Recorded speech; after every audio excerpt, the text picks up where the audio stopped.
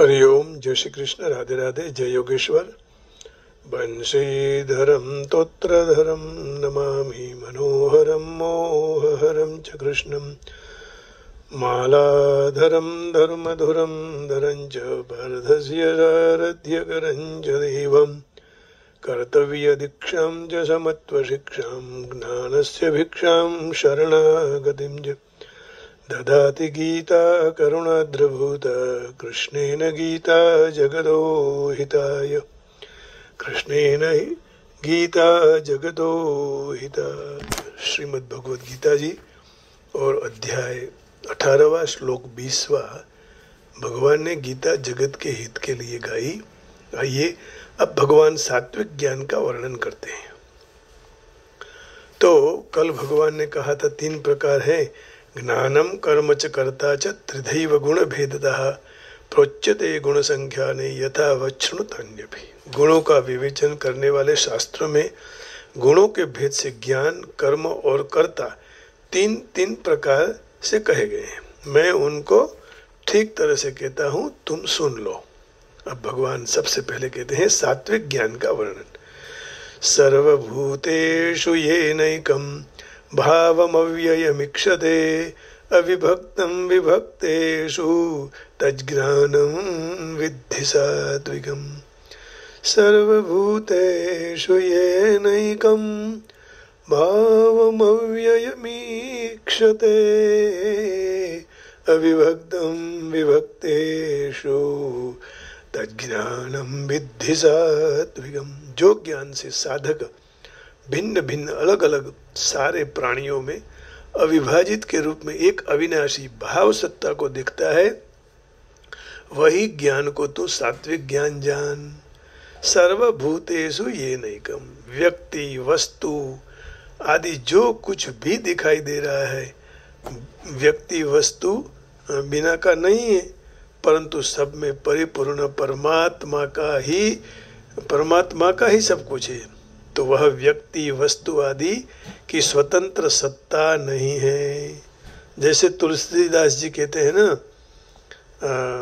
सिय राममय सब जग जानी करहूँ प्रणाम जोरी जुग पानी।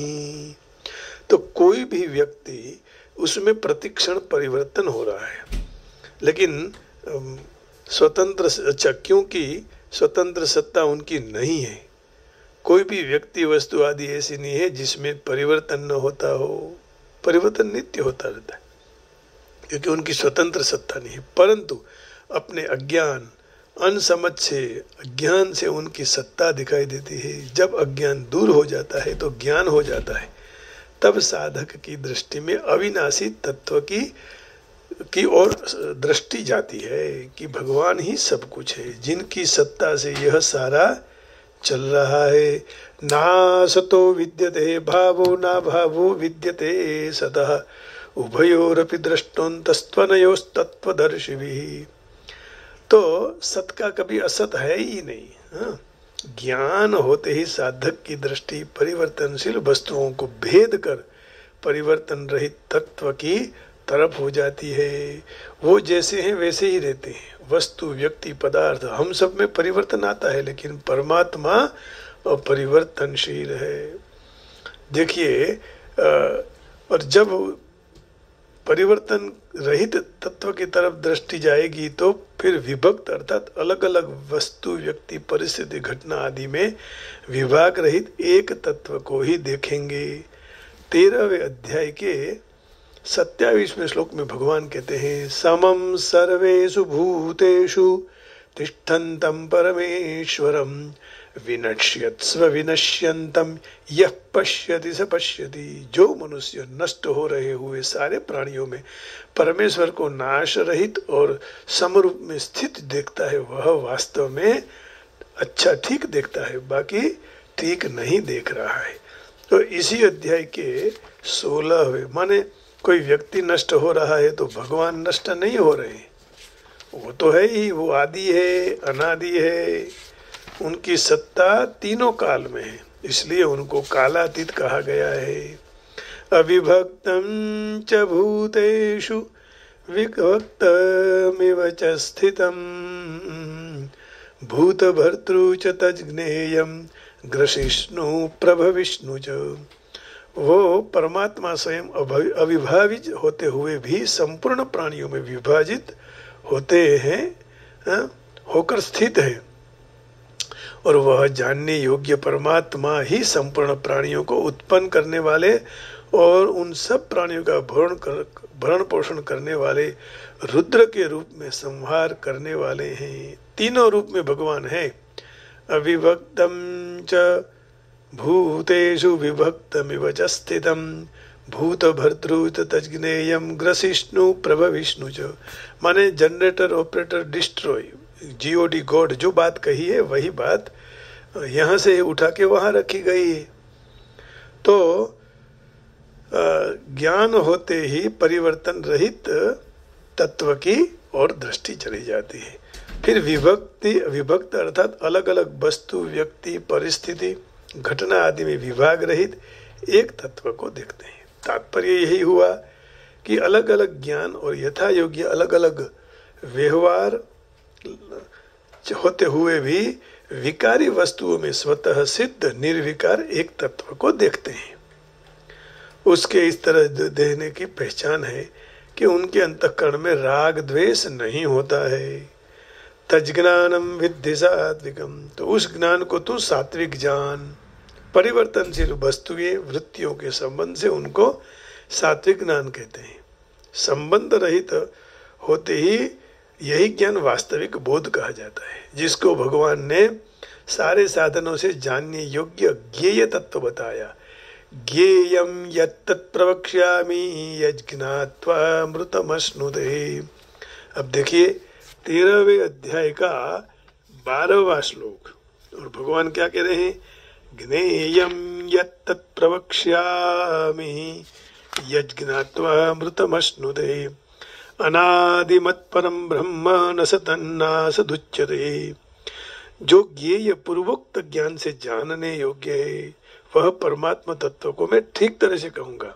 जिनको जानकर मनुष्य अमरता का अनुभव कर लेता है, तो ज्ञेय तत्व अनादि और परम ब्रह्म है, उसको न सत कह सकते हैं और न भी असत कह सकते हैं। ज्ञेयं यत्तत् प्रवक्ष्यामि यज्ञात्वा अमृतमश्नुते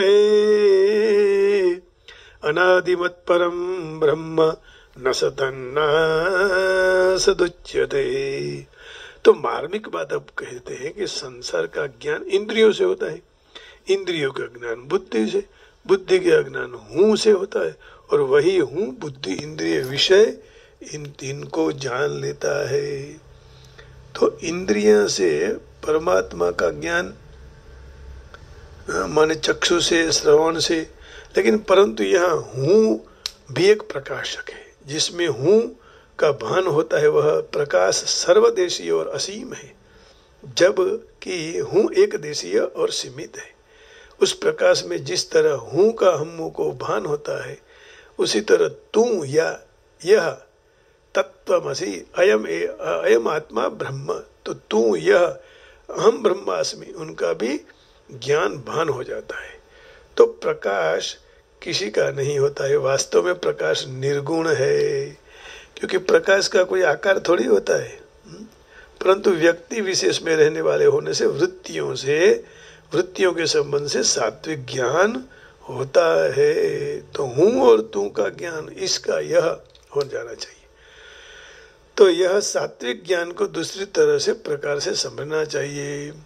हूँ और तू और आ, यह और वह, सह, तो इन चारों कोई प्रकाश में काम करते हैं। हूँ, तू, मैं, तू, यह और वह, इस चारों के अंतर्गत सारे प्राणी आ जाते हैं, और जो विभक्त हैं परंतु उनका जो प्रकाशक है वह तो अविभक्त विभाग रहित है। भगवान तो विभाग रहित है।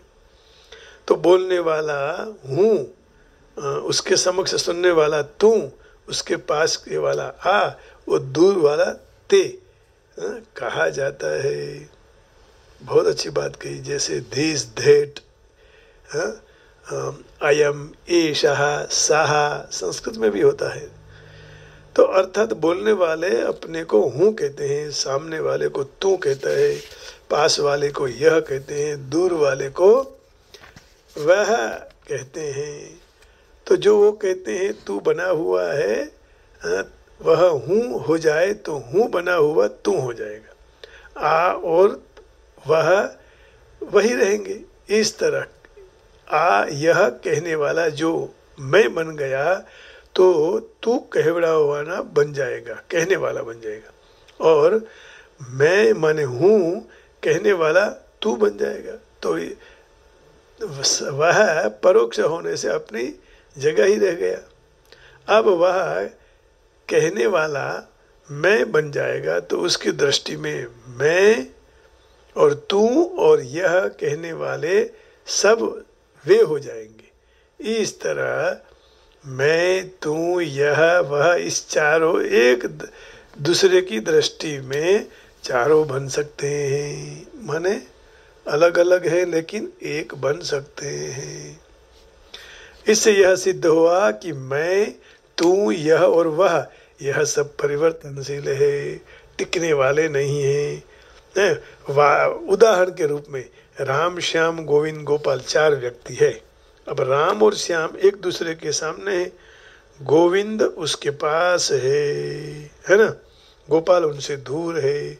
अब राम हम खुद को मैं कहेगा, अपने सामने वाले श्याम को तू कहेगा, पास वाले गोविंद को यह कहेगा, दूर वाले गोपाल को वह कहेगा। अब जो श्याम अपने को मैं कहे तो राम को वह तू कह देगा, गोविंद को यह कह देंगे, गोपाल को वह कह देंगे। तो इस तरह गोविंद खुद को मैं कहे तो श्याम को आ कहेंगे, राम को तू कहेगा और श्याम को तू, और राम ने आ कह दिया तो दूर वाले गोपाल को वह कह देंगे।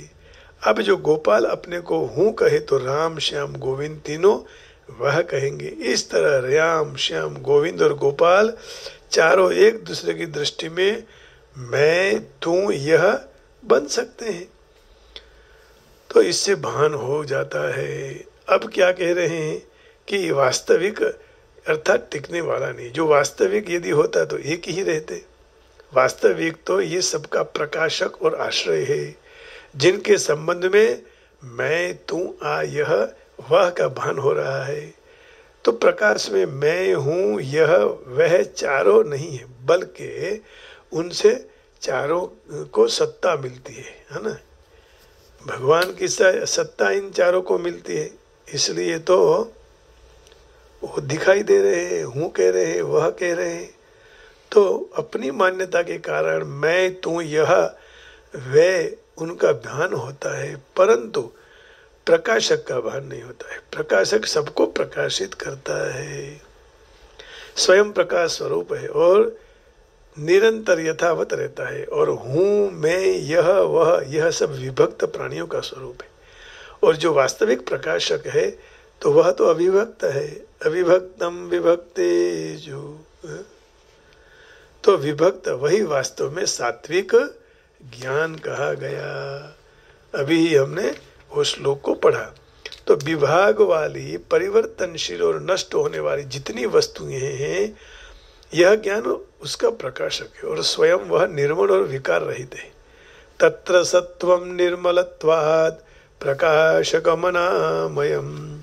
14वें अध्याय का देखिए श्लोक है 6वां।